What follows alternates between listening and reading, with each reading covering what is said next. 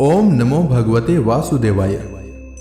भगवान बृहस्पति देव की पूजा अर्चना के लिए बृहस्पतिवार को व्रत करके बृहस्पतिवार की व्रत कथा सुननी चाहिए। तो आइए सुनते हैं बृहस्पतिवार व्रत कथा। यदि आप कथा सुनने के पश्चात ब्राह्मण दक्षिणा, अन्नदान, द्रव्यदान, वस्त्रदान इत्यादि देना चाहते हैं तो स्क्रीन पर दिए गए गूगल पे पर भेज सकते हैं। प्राचीन समय की बात है, भारत में एक राजा राज्य करता था। वह बड़ा प्रतापी तथा दानी था। वह नित्य प्रति मंदिर में भगवत दर्शन करने जाता था। वह ब्राह्मण और गुरु की सेवा किया करता था। उसके द्वार से कोई भी याचक निराश होकर नहीं लौटता था। वह प्रत्येक गुरुवार को व्रत रखता एवं पूजन करता था। हर दिन गरीबों की सहायता करता था। परंतु यह सब बातें उसकी रानी को अच्छी नहीं लगती थी। वह न तो व्रत करती और न किसी को एक भी पैसा दान में देती थी। वह राजा से भी ऐसा करने को मना किया करती थी। एक समय की बात है कि राजा शिकार खेलने वन को चले गए। घर पर रानी और दासी थी। उस समय गुरु बृहस्पति साधु का रूप धारण कर राजा के दरवाजे पर भिक्षा मांगने आए। साधु ने रानी से भिक्षा मांगी तो वह कहने लगी, हे साधु महाराज, मैं इस दान और पुण्य से तंग आ गई हूं। इस कार्य के लिए तो मेरे पति देव ही बहुत हैं। अब आप ऐसी कृपा करें कि सारा धन नष्ट हो जाए तथा मैं आराम से रह सकूं। साधु रूपी बृहस्पति देव ने कहा, हे देवी, तुम बड़ी विचित्र हो। संतान और धन से कोई दुखी नहीं होता है, इसको सभी चाहते हैं। पापी भी पुत्र और धन की इच्छा करता है। अगर तुम्हारे पास धन अधिक है तो भूखे मनुष्यों को भोजन कराओ, प्याऊ लगाओ, ब्राह्मणों को दान दो, धर्मशालाएं बनवाओ, कुआं, तालाब, बावड़ी, बाग, बगीचे आदि का निर्माण कराओ तथा निर्धनों की कुंवारी कन्याओं का विवाह कराओ, साथ ही यज्ञादि करो। इस प्रकार के कर्मों से आपके कुल का और आपका नाम परलोक में सार्थक होगा एवं स्वर्ग की प्राप्ति होगी। परंतु रानी साधु की इन बातों से खुश नहीं हुई। उसने कहा, हे साधु महाराज, मुझे ऐसे धन की आवश्यकता नहीं जिसको मैं अन्य लोगों को दान दूं तथा जिसको रखने और संभालने में ही मेरा सारा समय नष्ट हो जाए। साधु ने कहा, हे देवी, यदि तुम्हारी ऐसी ही इच्छा है तो जैसा मैं तुम्हें बताता हूं तुम वैसा ही करना। बृहस्पतिवार के दिन घर को गोबर से लिपना, अपने केसों को पीली मिट्टी से धोना, केसों को धोते समय स्नान करना, राजा से कहना वह हजामत करवाए, भोजन में मांस मदिरा खाना, कपड़ा धोबी के यहां धुलने देना। इस प्रकार 7 बृहस्पतिवार करने से तुम्हारा सारा धन नष्ट हो जाएगा। यह कहकर साधु महाराज रूपी बृहस्पति देव अंतर्धान हो गए। रानी ने साधु के कहने के अनुसार 7 बृहस्पतिवार तक वैसा ही करने का विचार किया।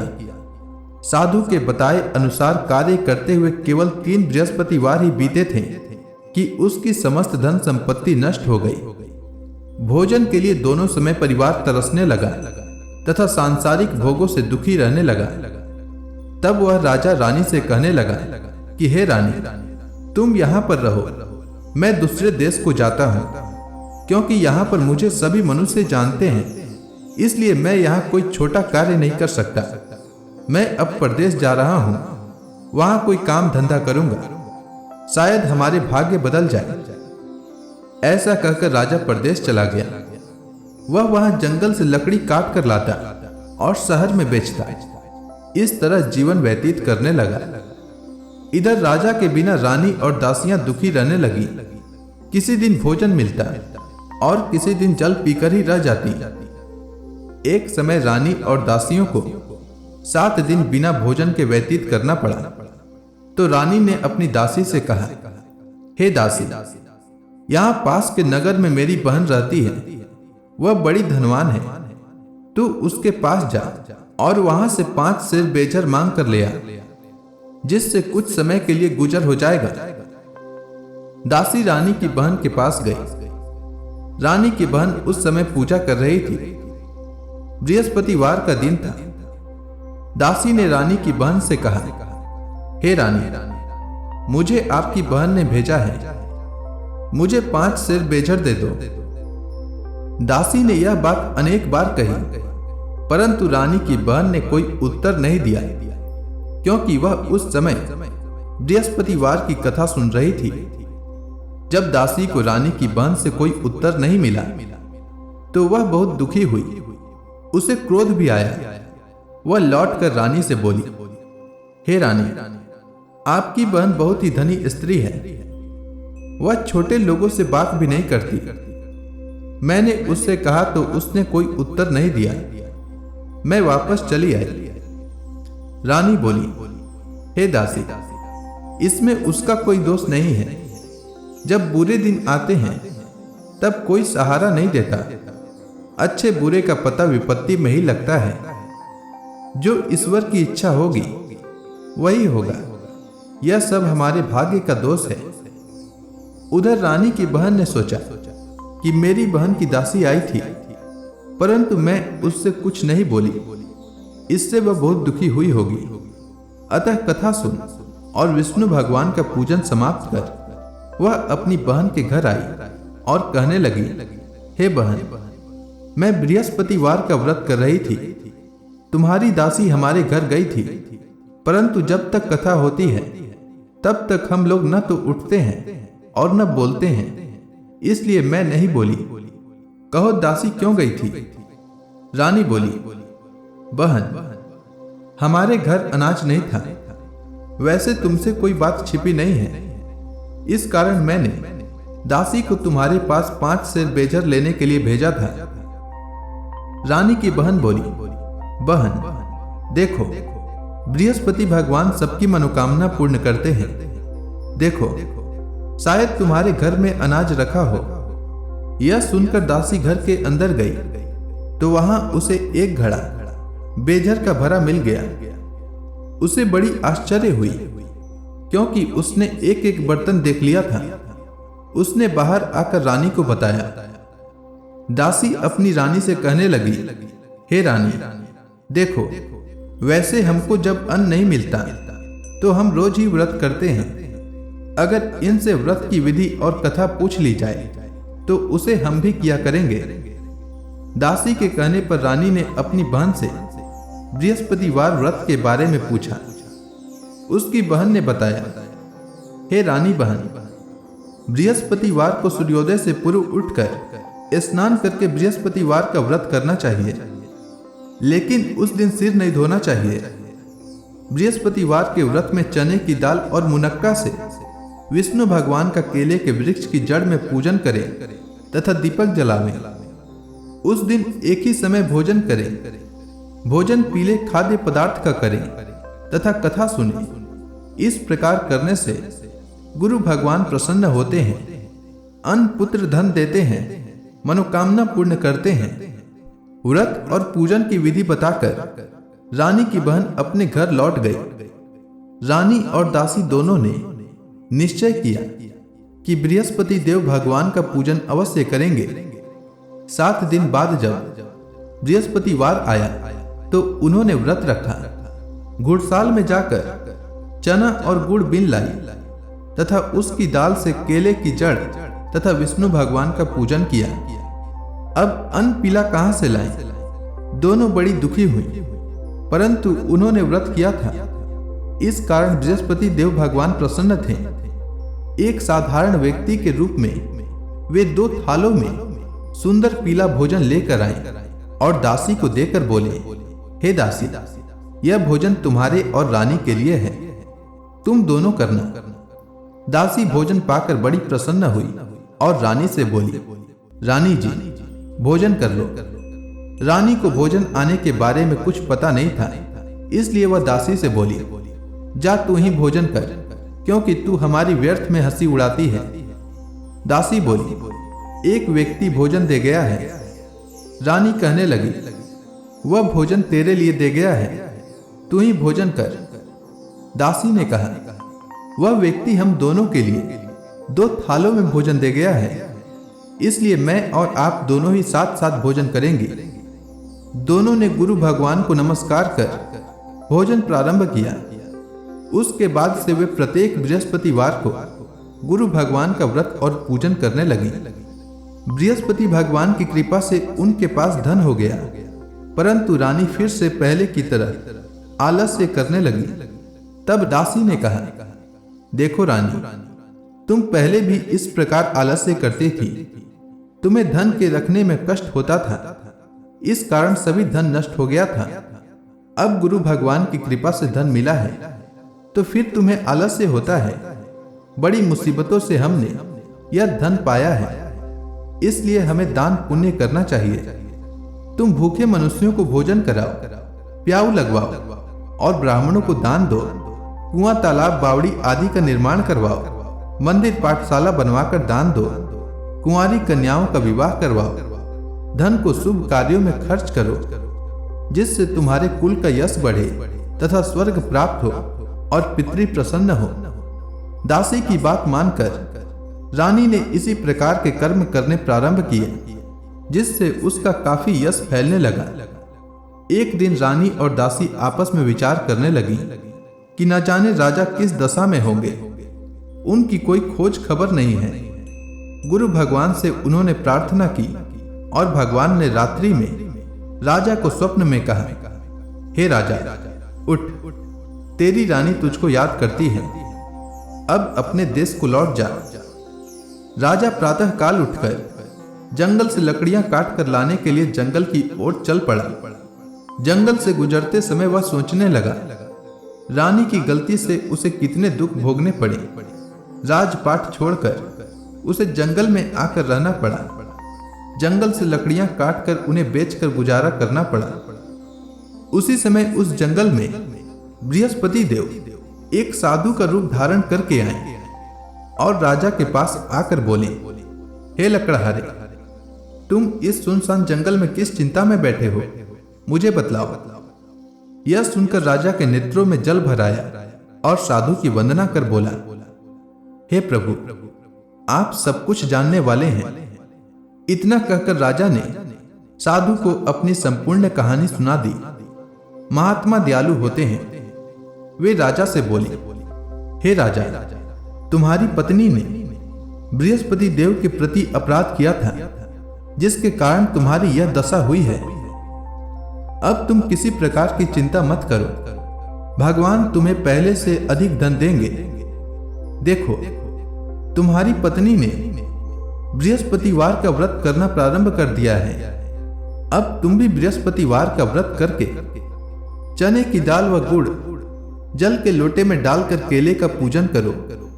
फिर कथा कहो या सुनो, भगवान तुम्हारी सब मनोकामनाओं को पूर्ण करेंगे। साधु को प्रसन्न देखकर राजा बोला, हे प्रभु, मुझे लकड़ी बेचकर इतना पैसा भी नहीं बचता जिससे भोजन करने के उपरांत कुछ बचा सकूं। मैंने रात्रि में अपनी रानी को व्याकुल देखा है। मेरे पास कोई साधन नहीं जिससे समाचार जान सकूं। फिर मैं बृहस्पति देव की क्या कहानी कहूं? साधु ने कहा, हे राजा, तुम किसी बात की चिंता मत करो। बृहस्पतिवार के दिन तुम रोजाना की तरह लकड़ियां लेकर शहर में जाओ। तुम्हें रोज से दोगुना धन प्राप्त होगा, जिससे तुम भली भांति भोजन कर लोगे तथा बृहस्पति देव की पूजा का सामान भी आ जाएगा। बृहस्पति देव की कथा इस प्रकार है, तुम ध्यान पूर्वक सुनो। प्राचीन काल में एक बहुत ही निर्धन ब्राह्मण था। उसकी कोई संतान नहीं थी। वह नित्य पूजा पाठ करता, परंतु उसकी स्त्री बहुत मलिनता के साथ रहती थी। वह न स्नान करती और न किसी देवता का पूजन करती। प्रातः काल उठते ही सर्वप्रथम भोजन करती, बाद में कोई अन्य कार्य करती। ब्राह्मण देवता बहुत दुखी रहते थे। पत्नी को बहुत समझाते, किंतु उसका कोई परिणाम न निकलता। भगवान की कृपा से ब्राह्मण की स्त्री को कन्या उत्पन्न हुई। वह कन्या अपने पिता के घर में बड़ी होने लगी। वह बालिका प्रातः स्नान करके भगवान विष्णु का जप करती। वह बचपन से ही बृहस्पतिवार का व्रत भी करने लगी। पूजा पाठ समाप्त कर विद्यालय जाती तो अपनी मुट्ठी में जौ भर कर ले जाती और पाठशाला जाने के मार्ग में डालती जाती। वही जौ स्वर्ण के हो जाते तो लौटते समय उनको बीनकर घर ले आती। एक दिन वह बालिका सूप में उन सोने के जौ को फटक कर साफ कर रही थी। तभी उसकी मां ने देख लिया और कहा, हे बेटी, सोने के जौ को फटकने के लिए सोने का सूप होना चाहिए। दूसरे दिन गुरुवार था। इस कन्या ने व्रत रखा और बृहस्पति देव से प्रार्थना करके कहा, हे प्रभु, यदि मैंने सच्चे मन से आपकी पूजा की हो तो मुझे सोने का सूप दे दो। बृहस्पति देव ने उसकी प्रार्थना को स्वीकार कर ली। रोजाना की तरह वह कन्या जौ फैलाती हुई विद्यालय चली गई। विद्यालय से लौटकर जब वह जौ बीन रही थी तो बृहस्पति देव की कृपा से उसे सोने का सूप मिला। उसे वह घर ले आई और उससे जौ साफ करने लगी, परंतु उसकी मां का वही ढंग रहा। एक दिन की बात है, वह कन्या सोने के सूप में जौ साफ कर रही थी। उस समय उस नगर का राजकुमार वहां से होकर निकला। इस कन्या के रूप और सोने के सूप में जौ को साफ करते देखकर वह उस कन्या पर मोहित हो गया। राजमहल आकर वह भोजन तथा जल त्याग कर उदास होकर लेट गया। राजा को जब राजकुमार द्वारा अन्न जल त्यागने का समाचार ज्ञात हुआ तो अपने मंत्रियों के साथ वह अपने पुत्र के पास गए और बोले, हे पुत्र, तुम्हें किस बात का कष्ट है? किसी ने अपमान किया है अथवा कोई और कारण है? मुझे बताओ, मैं वही करूंगा जिससे तुम्हें प्रसन्नता हो।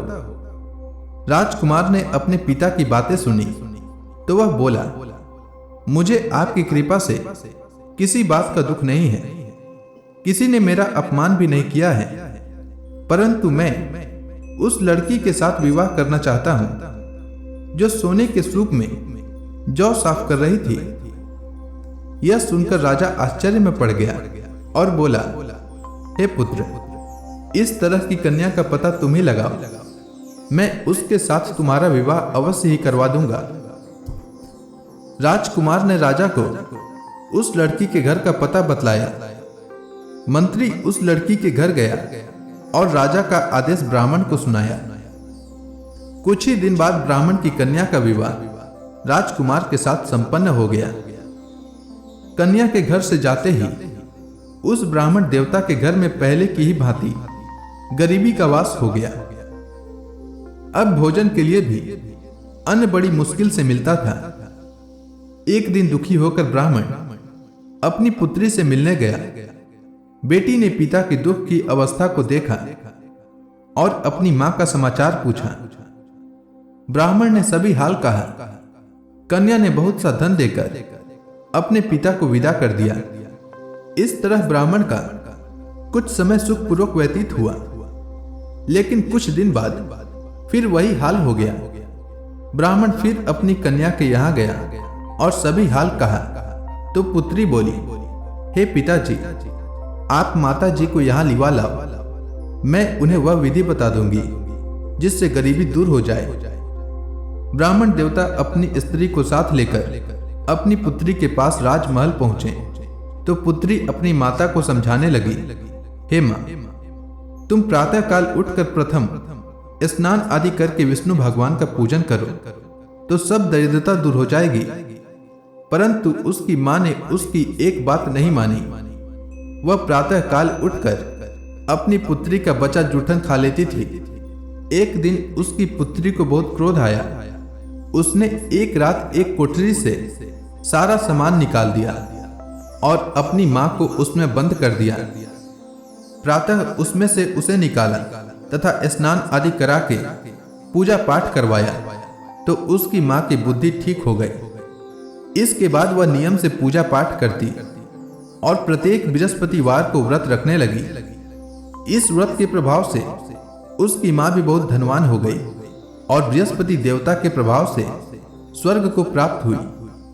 वह ब्राह्मण भी सुखपूर्वक इस लोक का सुख भोग कर स्वर्ग को प्राप्त हुआ। इस तरह कहानी कहकर साधु देवता वहां से लोप हो गए।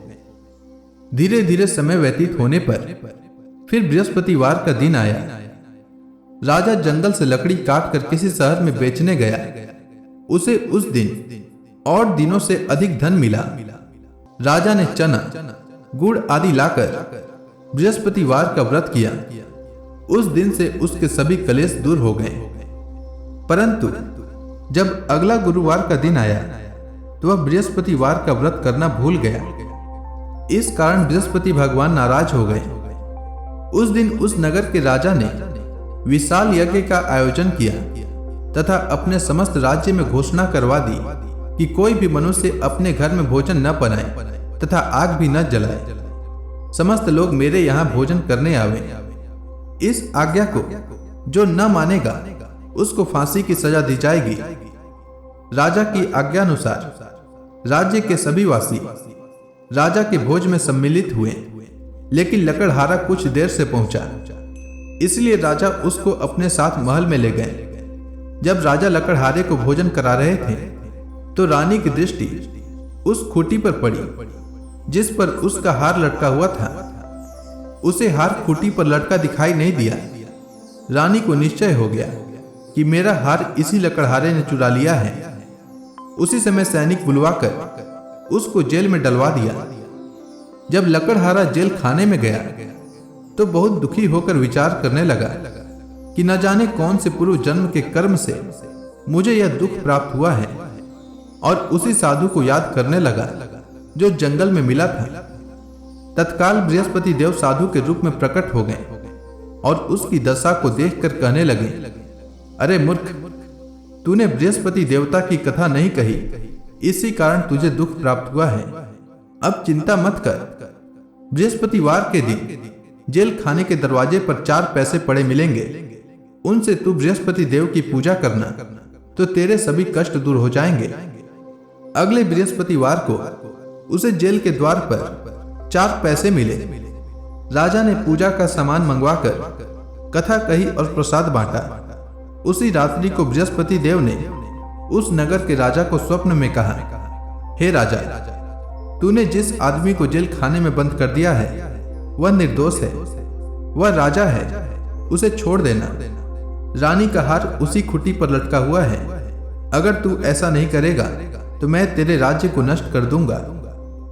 राजा प्रातः काल उठा और खूंटी पर हार टंगा देखकर लकड़हारे को बुलाकर क्षमा मांगी और राजा के योग्य सुंदर वस्त्र आभूषण भेंट कर उसे विदा किया। गुरुदेव की आज्ञानुसार राजा अपने नगर को चल दिया। राजा जब नगर के निकट पहुंचा तो उसे बड़ा आश्चर्य हुआ। नगर में पहले से अधिक बाग, तालाब और कुएं तथा बहुत सी धर्मशालाएं, मंदिर आदि बने हुए थे। राजा ने पूछा कि यह किसका बाग और धर्मशाला है। तब नगर के सब लोग कहने लगे कि यह सब रानी और दासी द्वारा बनाए गए हैं। राजा को आश्चर्य हुआ और क्रोध भी आया। जब रानी को पता चला कि राजा आ रहे हैं तो उसने अपनी दासी से कहा, हे दासी, देख, राजा हमको कितनी बुरी हालत में छोड़ गए थे। वह हमारी ऐसी हालत देखकर लौट न जाए, इसलिए तू दरवाजे पर खड़ी हो जा। रानी की आज्ञानुसार दासी दरवाजे पर खड़ी हो गई। जब राजा आए तो उन्हें अपने साथ महल में लिवा लाई। तब राजा ने क्रोध करके अपनी तलवार निकाली और पूछने लगा, बताओ, यह धन तुम्हें कैसे प्राप्त हुआ है। तब रानी ने बताया, हमें यह सब धन बृहस्पति देव के व्रत के प्रभाव से प्राप्त हुआ है। राजा ने तब निश्चय किया कि 7 रोज बाद तो सभी बृहस्पति देव का पूजन करते हैं, परंतु मैं रोजाना दिन में 3 बार कथा कहा करूंगा तथा रोज व्रत किया करूंगा। अब हर समय राजा के दुपट्टे में चने की दाल बंधी रहती तथा दिन में 3 बार कथा कहता। एक रोज राजा ने विचार किया कि चलो अपनी बहन के यहाँ हो आवे। इस तरह का निश्चय कर राजा घोड़े पर सवार हो अपनी बहन के यहाँ चल दिया। मार्ग में उसने देखा कि कुछ आदमी एक मुर्दे को लिए जा रहे हैं। उन्हें रोककर राजा कहने लगा, अरे भाइयों, मेरी बृहस्पतिवार की कथा सुन लो। वे बोले, लो, हमारा तो आदमी मर गया है, इसको अपनी कथा की पड़ी है। परंतु कुछ आदमी बोले, अच्छा कहो, हम तुम्हारी कथा भी सुनेंगे। राजा ने दाल निकाली और कथा कहनी शुरू कर दी। जब कथा आधी हुई तो मुर्दा हिलने लगा, और जब कथा समाप्त हुई तो राम राम करते हुए वह मुर्दा खड़ा हो गया। राजा आगे बढ़ा, उसे चलते चलते शाम हो गई। आगे मार्ग में उसे एक किसान खेत में हल चलाता मिला। राजा उससे बोला, अरे भैया, तुम मेरी बृहस्पतिवार की कथा सुन लो। किसान बोला, जब तक मैं तेरी कथा सुनूंगा तब तक 4 हरया जोत लूंगा। जा अपनी कथा किसी और को सुनाना। राजा आगे चलने लगा। राजा के हटते ही बैल पछाड़ खाकर गिर गए तथा किसान के पेट में बहुत जोर से दर्द होने लगा। उसी समय किसान की मां रोटी लेकर आई। उसने जब यह देखा तो अपने पुत्र से सब हाल पूछा। बेटे ने सभी हाल बता दिया। बुढ़िया दौड़ी दौड़ी उस घुड़सवार के पास गई और उससे बोली, मैं तेरी कथा सुनूंगी, तू अपनी कथा मेरे खेत पर चलकर कहना। राजा ने लौटकर बुढ़िया के खेत पर जाकर कथा कही, जिसके सुनते ही बैल खड़े हो गए तथा किसान के पेट का दर्द भी बंद हो गया। राजा अपनी बहन के घर पहुंच गया। बहन ने भाई की खूब मेहमानी की। दूसरे रोज प्रातः काल राजा जगा तो वह देखने लगा कि सब लोग भोजन कर रहे हैं। राजा ने अपनी बहन से जब पूछा कि ऐसा कोई मनुष्य है जिसने भोजन नहीं किया हो, जो मेरी बृहस्पतिवार की कथा सुन ले, तो बहन बोली, हे भैया, यह देश ऐसा ही है। पहले यहाँ के लोग भोजन करते हैं, बाद में अन्य काम करते हैं। अगर पड़ोस में कोई हो तो देख आती हूँ। ऐसा कहकर बहन देखने चली, परंतु उसे कोई भी ऐसा व्यक्ति नहीं मिला जिसने भोजन न किया हो।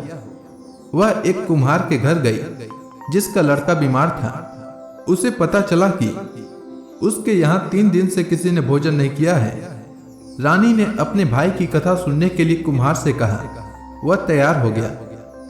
राजा ने जाकर बृहस्पतिवार की कथा कही, जिसको सुनकर उसका लड़का ठीक हो गया। अब तो राजा की प्रशंसा होने लगी। एक दिन राजा ने अपनी बहन से कहा, हे बहन, मैं अपने घर जाऊंगा, तुम भी तैयार हो जाओ। राजा की बहन ने अपनी सास से अपने भाई के साथ जाने की आज्ञा मांगी। सास बोली, चली जा, परंतु अपने लड़कों को मत ले जाना, क्योंकि तेरे भाई को कोई संतान नहीं होती है। बहन ने अपने भाई से कहा, हे भैया, मैं तो चलूंगी, परंतु कोई बालक नहीं जाएगा। राजा ने कहा, जब कोई बालक नहीं चलेगा तब तुम जाकर ही क्या करोगी। दुखी मन से राजा अपने नगर को लौट आया। राजा ने अपनी रानी से कहा, हम निसंतान हैं, इसीलिए कोई हमारे घर आना पसंद नहीं करता। इतना कह वह बिना भोजन आदि किए शैया पर लेट गया। रानी बोली, हे प्रभु, बृहस्पति देव ने हमें सब कुछ दिया है, वे हमें संतान भी अवश्य देंगे। उसी रात बृहस्पति देव ने राजा को स्वप्न में कहा, हे राजा, उठ, सभी सोच त्याग दे, तेरी रानी गर्भवती है। राजा को यह जानकर बड़ी खुशी हुई। 9वें महीने रानी के गर्भ से एक सुंदर पुत्र उत्पन्न हुआ। जब राजा की बहन ने यह शुभ समाचार सुना तो वह बहुत खुश हुई तथा बधाई लेकर अपने भाई के यहाँ आई। तभी रानी ने कहा, घोड़ा चढ़कर नहीं आई, गधा चढ़ी आई। राजा की बहन बोली, भाई, मैं इस प्रकार न कहती तो तुम्हें संतान कैसे मिलती। बृहस्पति देव ऐसे ही हैं, जिसके मन में जो कामनाएं रहती है सभी को पूर्ण करते हैं।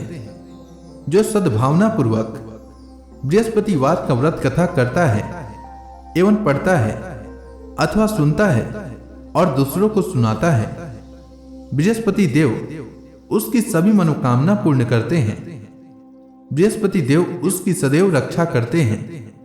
जो संसार में सद्भावना व सच्चे हृदय से बृहस्पति देव का पूजन करते हैं, उनकी सभी मनोकामनाएं उसी प्रकार पूर्ण होती है जैसे रानी और राजा ने बृहस्पति देव की कथा का गुणगान किया उनकी सभी इच्छाएं बृहस्पति देव ने पूर्ण की। मनुष्य को हृदय से उनका मनन करते हुए जयकारा करना चाहिए। तो प्रेम से बोलिए बृहस्पति भगवान की जय, विष्णु भगवान की जय, माता लक्ष्मी की जय। अब आप सभी भक्तगण हाथ जोड़कर भगवान विष्णु का ध्यान करें। आरती होने वाली है। ओम जय जगदीश हरे, स्वामी जय जगदीश हरे। भक्त जनों के संकट, भक्त जनों के संकट क्षण में दूर करे। ओम जय जगदीश हरे। जो ध्यावे फल पावे, दुख बिन से मन का। सुख संपत्ति घर आवे, कष्ट मिटे तन का। ओम जय जगदीश हरे। मात पिता तुम मेरे, शरण गहूँ मैं किसकी। प्रभु शरण गहूँ मैं किसकी। तुम बिन और न दूजा, तुम बिन और न दूजा। आस करूं मैं किसकी। ओम जय जगदीश हरे। तुम पूरन परमात्मा, तुम अंतर्यामी। प्रभु तुम अंतर्यामी। पार ब्रह्म परमेश्वर, तुम सबके स्वामी। ओम जय जगदीश हरे। तुम करुणा के सागर, तुम पालन करता। प्रभु तुम पालन करता। मैं मूरख खल कामी, मैं मूरख खल कामी। कृपा करो भरता। ओम जय जगदीश हरे। तुम हो एक अगोचर, सबके प्राणपति। प्रभु सबके प्राणपति। किस विधि मिलूं दया मैं, किस विधि मिलूं दया मैं। तुमको मैं कुमति। ओम जय जगदीश हरे। दीन बंधु दुख हरता, तुम रक्षक मेरे। प्रभु तुम रक्षक मेरे। अपने हाथ उठाओ, अपने हाथ उठाओ। द्वार पड़ा तेरे। ओम जय जगदीश हरे। विषय विकार मिटाओ, पाप हरो देवा। प्रभु पाप हरो देवा। श्रद्धा भक्ति बढ़ाओ, सनातन की सेवा। ओम जय जगदीश हरे। तन मन धन सब तेरा, स्वामी सब कुछ है तेरा। स्वामी सब कुछ है तेरा। तेरा तुझको अर्पण, तेरा तुझको अर्पण। क्या लागे मेरा। ओम जय जगदीश हरे। प्रेम से बोलिए विष्णु भगवान की जय।